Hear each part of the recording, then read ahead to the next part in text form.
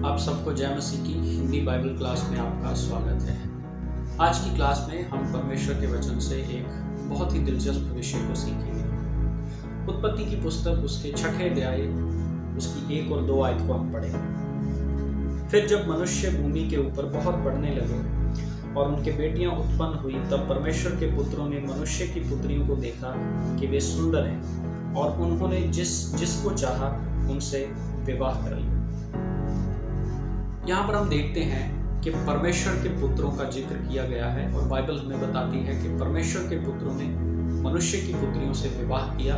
और आगे की आयतों को जब आप पढ़ेंगे तो वहाँ पर लिखा है कि उनके द्वारा जो संतानें उत्पन्न हुई वे दानव थे, या फिर उन्हें बाइबल नपीली जाति के लोग भी कहती है। और आज की क्लास में हम लोग परमेश्वर के पुत्रों के विषय में सीखेंगे, क्योंकि ये एक ऐसी आयत है, ये एक बाइबल के अंदर ऐसा भाग है जिसमें परमेश्वर के पुत्रों के विषय में बहुत वाद विवाद है। इसका स्पष्ट आंसर हमें यहाँ पर नहीं मिलता है, इसीलिए लंबे समय से काफी डिबेट्स इस विषय के ऊपर चल रही हैं कि ये परमेश्वर के पुत्र कौन थे। तो आज की क्लास में हम लोग सीखेंगे कि ये परमेश्वर के पुत्र कौन है। परमेश्वर के पुत्रों की पहचान के विषय में बाइबल के विद्वानों के द्वारा 3 अलग अलग विचार दिए गए हैं। बहुत सारे विचार हैं, लेकिन क्लास के अंदर हम लोग केवल 3 विचारों के ऊपर चर्चा करेंगे। और सबसे पहला विचार जो परमेश्वर के पुत्रों की पहचान के विषय में दिया गया है वो ये है कि ये परमेश्वर के पुत्र गिराए हुए स्वर्गदूत हैं।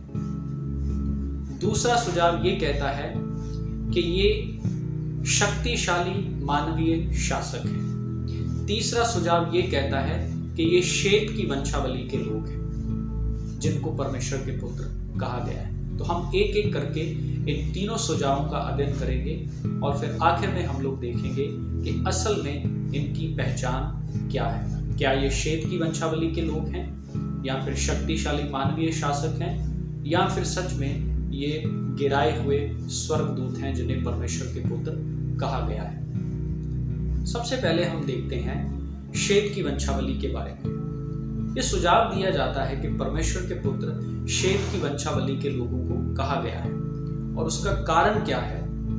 उत्पत्ति की पुस्तक 4 अध्याय और उसकी 26 आयत को जब हम पढ़ते हैं तो वहां पर इस प्रकार से लिखा है, शेत के भी एक पुत्र उत्पन्न हुआ और उसने उसका नाम एनोश रखा।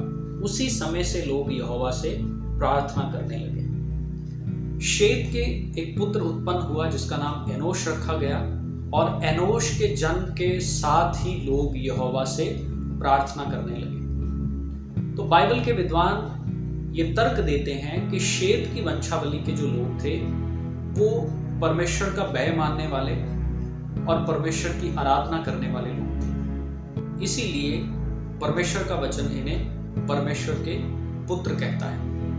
लेकिन सवाल हमारे सामने ये खड़ा होता है कि अगर शेत की वंशावली एक गॉडली वंशावली है, परमेश्वर का भय मानने वाली, परमेश्वर से प्रार्थना करने वाली वो एक जाति है, वो एक वंशावली है, तो फिर जब उन्होंने मनुष्य की पुत्रियों से विवाह किया तो जो उनके संतानें उत्पन्न हुई वो संतान दानव कैसे हो सकती है। बिकॉज शेत की वंशावली वो भी नॉर्मल ह्यूमन बीइंग है और मनुष्य की पुत्रियां वो भी नॉर्मल ह्यूमन बीइंग है। तो एक नॉर्मल ह्यूमन बीइंग के बीच में जब विवाह होता है तो उनकी जो संतान पैदा हुई है वो एक अलग प्रकार की संतान, या फिर वो लोग दानव कैसे हो सकते हैं। इसीलिए शेत की वंशावली के विषय में दिया जाने वाला ये जो तर्क है कि ये परमेश्वर के पुत्र शेत की वंशावली हो सकती है, वो स्वीकार करना कठिन है। दूसरा सुझाव जो दिया जाता है कि वे शक्तिशाली मानवीय शासक हैं,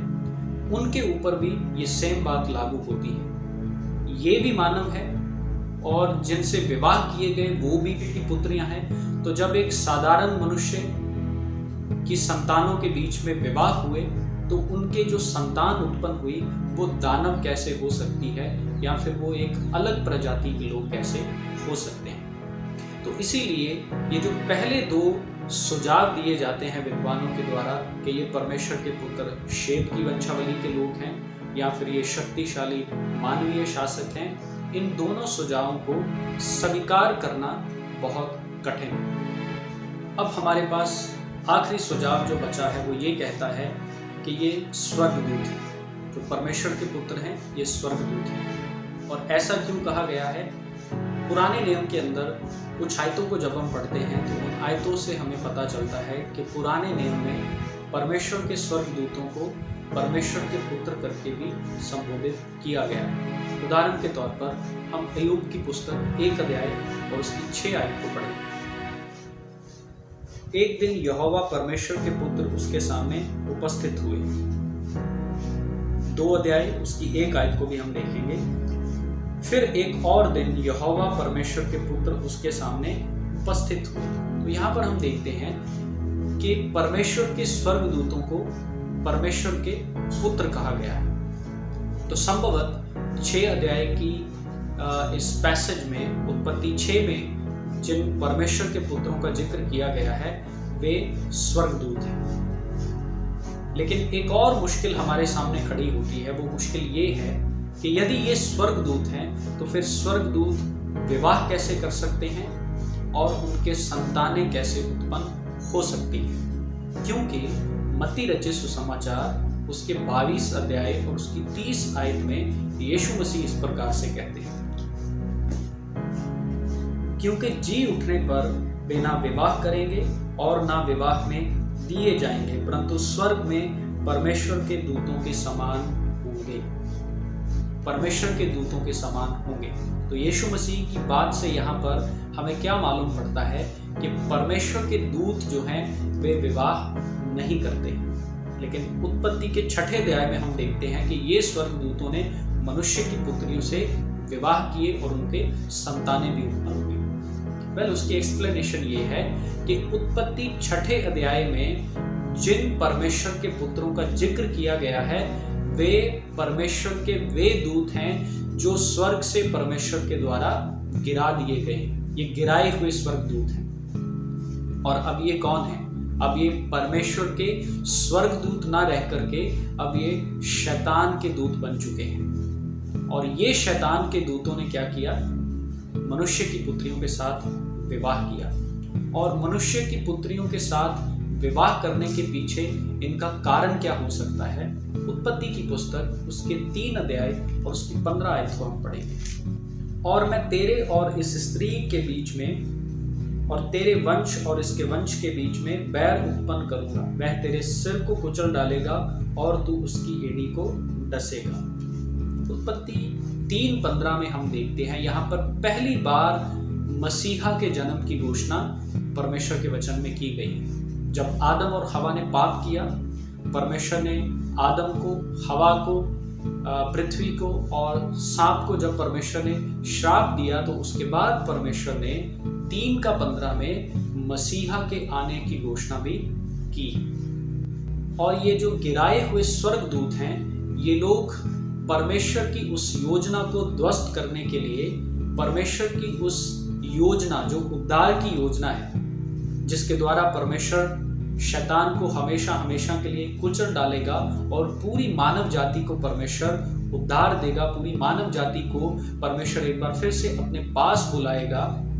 उस योजना को नाश करने के लिए इन गिराए गए स्वर्गदूतों ने मनुष्य की पुत्रियों से विवाह करके मानव जाति को बिगाड़ना चाहा। उनके विवाह से जो संतानें उत्पन्न हुई वे साधारण मनुष्य नहीं थे। 4-5 आयत को जब हम पढ़ते हैं तो आप देखेंगे वहां पर लिखा गया है कि उनसे जो संतानें उत्पन्न हुई वे नपीली जाति के लोग थे, वे दानव थे, वे साधारण मनुष्य नहीं थे। और उनका विवाह करने का और मकसद यही था कि इस मानव जाति को बिगाड़ा जाए और मनुष्य की पुत्रियों से विवाह करके मानव जाति को भ्रष्ट करने के पीछे इनका मकसद क्या था? मसीहा के आने को रोकना। तो फ्रेंड्स, इन तीनों सुझावों को जब हम अध्ययन करते हैं तो हम देखते हैं कि शेत की वंशावली का जो सुझाव दिया जाता है वो भी सही नहीं है, और जो ये शक्तिशाली मानवीय शासक जिन्हें कहा गया है वो सुझाव भी स्वीकार करने योग्य नहीं है। लेकिन तीसरा और आखिरी सुझाव हमने जिसका अध्ययन किया है कि ये परमेश्वर के पुत्र हैं, अर्थात ये स्वर्गदूत हैं, और ये वो स्वर्गदूत हैं जो परमेश्वर के द्वारा स्वर्ग से नीचे गिराए गए हैं। और इन लोगों का मकसद क्या था? मसीहा के आने को रोकना। और इसीलिए ये जो परमेश्वर के दूत या परमेश्वर के पुत्र जिन्हें उत्पत्ति 6 में कहा गया है, ये गिराए हुए स्वर्गदूत हैं। तो परमेश्वर के पुत्र कौन है? ना तो शेत की वंशावली के लोग हैं और ना ही ये शक्तिशाली मानवीय शासक हैं, पर ये परमेश्वर के पुत्र वे गिराए हुए स्वर्गदूत हैं जो मसीहा के आने को रोकना चाहते थे और परमेश्वर के उद्धार की योजना में रुकावट डालना चाहते थे। तो मैं उम्मीद करता हूं कि इस वीडियो के द्वारा आज आपको आपके इस प्रश्न का उत्तर मिल गया होगा कि उत्पत्ति 6 अध्याय में परमेश्वर के पुत्र कौन है। इस क्लास के द्वारा परमेश्वर आप सबको आशीष दे। Thank you. God bless.